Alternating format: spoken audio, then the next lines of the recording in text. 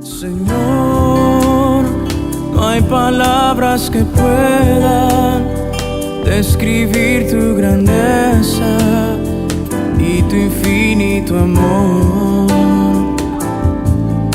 Jesús, sé mi luz y mi guía, y sé el aire que respiro. Muy buenos días, amados hermanos y hermanas en Cristo Jesús. Los saludo cordialmente para compartirles el devocional del día miércoles 19 de marzo, que se encuentra en el libro de Números, capítulo 2, desde el verso 1 al 34. Y el título del tema se llama La distribución del campamento. Así que vamos a orar para pedirle a nuestro Dios su guía por medio de su Santo Espíritu. Amén. Padre bueno, te damos gracias por tu bendita palabra, Señor. Y te pedimos que nos la reveles, Padre, por medio de tu Santo Espíritu. Necesitamos oír tu voz diariamente, Señor. Venimos a ti en el poderoso nombre de Cristo Jesús. Amén. Amén, hermanos. En esta ocasión me ha tocado compartir el capítulo 2 del libro de Números. Y como siempre digo, es importante para leer la palabra entender el contexto, ¿ok? Previo a leer la palabra quiero dar un pequeño antecedente, contexto para entenderla de acuerdo a cómo fue escrito, ¿ok? Recordemos que el capítulo 1 de Números relata acerca del censo de los israelitas, donde se cuentan todos los varones desde 20 años en adelante aptos para la guerra. Entonces, con este censo que se hace, se organiza el pueblo en un ejército estructurado, de tal manera que se encuentren preparados para su travesía hacia la tierra prometida. Entonces, este pasaje, este capítulo ocurre durante la peregrinación de Israel en el desierto, luego de que salieron de Egipto y antes de entrar a la tierra prometida, es decir, a Canaán. Entonces, ¿qué hace Dios por medio de su palabra? Establece un orden, porque nuestro Dios es un Dios de orden, tanto para el viaje y también para su establecimiento en la tierra prometida. Entonces, el hecho de ordenar o estructurar el campamento, ¿qué refleja? Refleja una organización militar, similar a otras naciones en la antigüedad, pero acá hay una diferencia. La diferencia es que el tabernáculo de Dios se encuentra en el centro. Es decir, se destaca que todo gira alrededor de Dios. Que Israel era un pueblo teocéntrico. Amén. Entonces, Dios, a través de su palabra, ¿qué hace? Establece un diseño claro para la vida en el pueblo, y también este tabernáculo representa la presencia de Dios como lo más importante. Amén. Entonces vamos a leerlo en versión Nueva Traducción Viviente, el capítulo 2. Título dice: Organización del campamento en Israel. Entonces el Señor les dio las siguientes instrucciones a Moisés y a Aarón. A Moisés y a Aarón. Cuando los israelitas armen el campamento, a cada tribu se le asignará su propio lugar.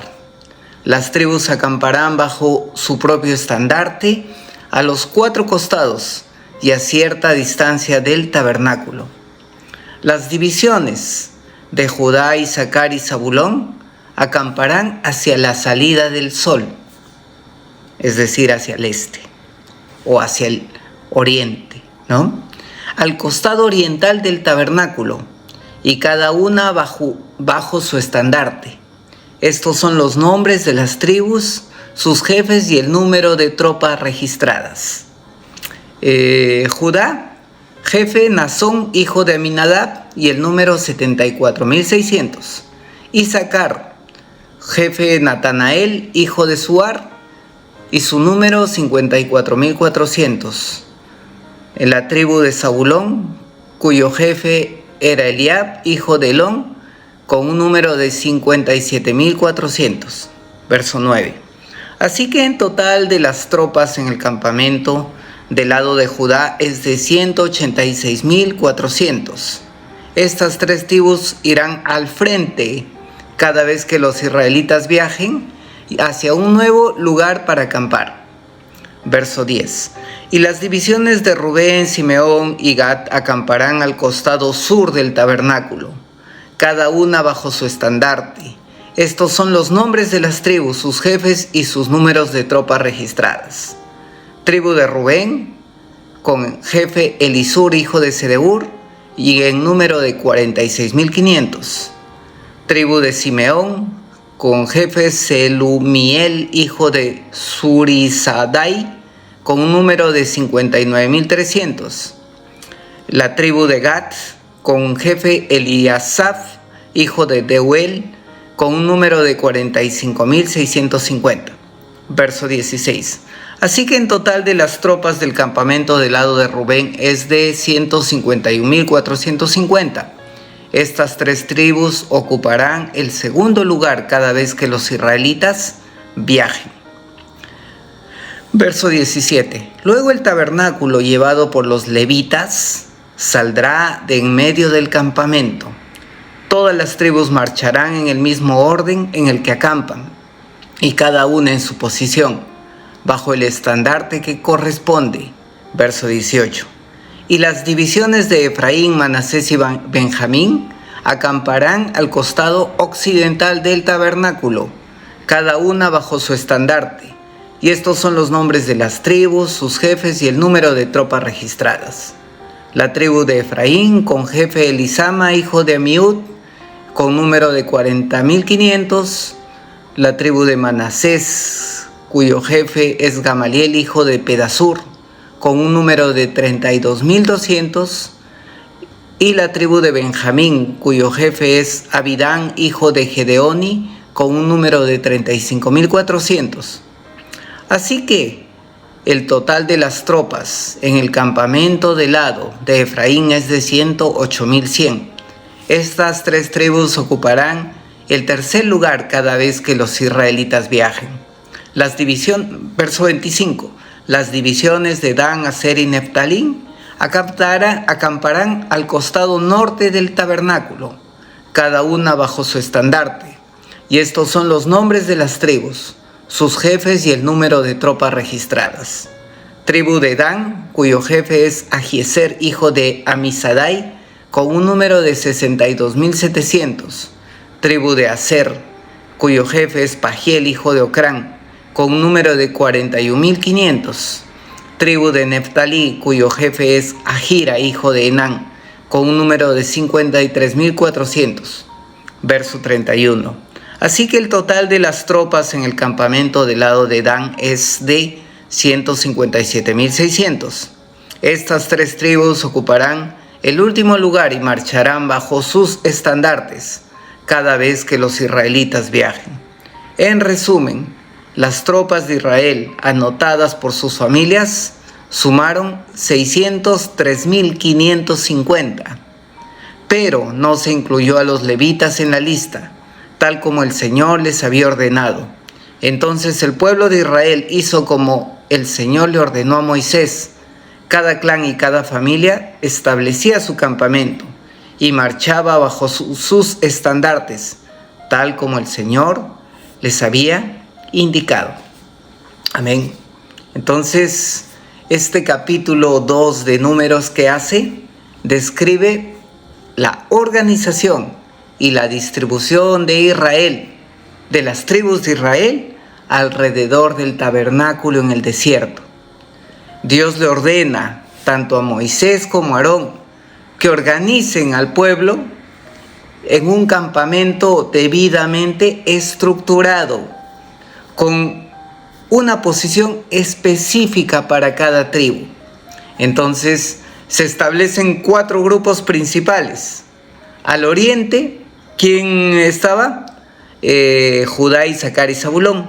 Al sur estaba Rubén, Simeón y Gad. Al occidente estaba Efraín, Manasés y Benjamín. Y al norte estaba Dan, Aser y Neftalí. Entonces, estaban 3 tribus a cada lado del tabernáculo. Pero los levitas se colocaban en el centro, custodiando el tabernáculo. Entonces, el propósito de esta organización, ¿qué era? Establecer el orden, pero principalmente enfatizar la centralidad de la presencia de Dios entre el pueblo. Entonces, acá yo quiero resaltar algo que me dijo una amada amiga cuando nos enseñaba también esta distribución de las tribus.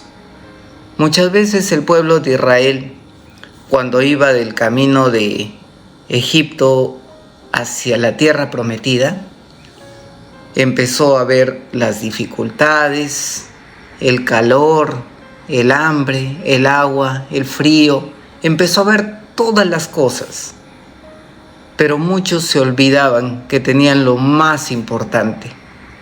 Tenían a Dios al centro de sus tribus. Entonces, cuando nosotros ponemos nuestra mirada hacia otros lados y nos olvidamos de mirar hacia el centro, comienzan las quejas, las críticas, las dudas. Amén. Entonces, amados hermanos, vamos a comparar con algunos versos del Nuevo Testamento, ¿ya? Por ejemplo, en Mateo 18:20 dice: porque donde están 2 o 3 congregados en mi nombre, allí estoy en medio de ellos. ¿Quién estaba hablando? Jesucristo. Entonces, en Números 2, Dios se manifestaba en el centro del campamento. Su presencia estaba sobre el tabernáculo. Pero hoy en nuestros tiempos, si 2 o más nos reunimos, ¿quién está al centro? Dice la palabra. Nuestro Señor. Amén. Juan 1:14. ¿Qué dice? Y aquel verbo fue hecho carne y habitó, ¿dónde? Entre nosotros. ¿De quién estaba hablando? Estaba hablando de Jesucristo. Y dice: aquel verbo se hizo carne y habitó entre nosotros, y vimos su gloria como la del unigénito, el Hijo de Dios. Amén. Entonces, el Señor habita entre nosotros. Y luego, ¿qué pasó? Cuando los discípulos estaban asustados, estaban con miedo porque Cristo ya iba a partir, ¿qué les dijo Jesús? No los dejaré solos. Les conviene que me vaya, porque luego descenderá el Espíritu Santo. Tenemos al Espíritu Santo como centro de nuestra vida. Amén. Lucas 9:14. Eso es por el hecho de tener como centro a Dios, de todo. Giramos en torno al Señor. Amén. El Señor es lo principal, el centro de nuestra vida. Ahora, respecto a la organización. Lucas 9:14. ¿Se acuerdan de la multiplicación de los panes? Donde había muchísima gente. Lucas 9:14 dice: dijeron en número de 5,000 varones. Entonces dijo a sus discípulos: hacedlos sentar en grupos de 50 en 50. ¿Qué estaba haciendo Jesús? Estaba organizando a la multitud de manera ordenada. Amén. Así como Dios también organizó a las tribus de Israel alrededor del tabernáculo. Amados hermanos, tenemos un Dios de orden. Si bien es cierto, el pueblo de Israel salió de Egipto, no sé cómo salieron, ¿no? Eran 600,000, alrededor de 600,000 hombres aptos para la guerra. Si contamos mujeres, niños, ancianos, eran alrededor de 2 millones. Entonces, si no se organiza, va a ser un caos. ¿Amén? Dios es un Dios de orden. Entonces, las aplicaciones que podemos sacar de la palabra de Dios. Número 1, Dios debe ser el centro de nuestras vidas. Amén. Así como el tabernáculo estaba en el centro del campamento, Dios debe ocupar el lugar principal en nuestras vidas. Toda decisión que nosotros tomemos debe ser, en primer lugar, consultada a Dios en oración.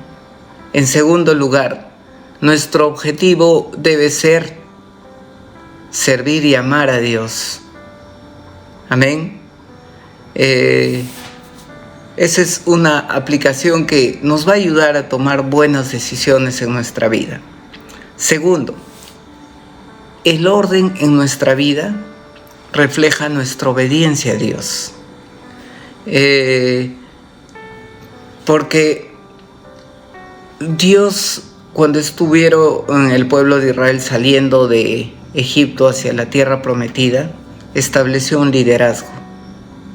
Y acá Dios no le hablaba a todo el pueblo en esa oportunidad, ¿no? Le hablaba por medio de sus líderes, que eran ¿quién? Moisés y Aarón. Ahí dice claramente en el primer verso del capítulo 2.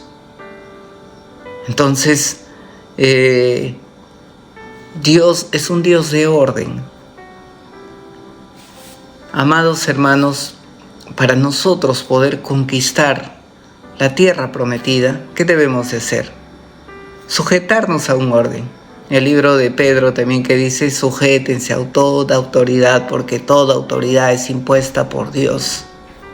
Y aún sujétense si sus líderes fueran insoportables, en algunas versiones dice. Entonces, amados hermanos, Dios es un Dios de orden. El tercer punto es, cada persona tiene un rol específico dentro del cuerpo de Cristo, ¿no?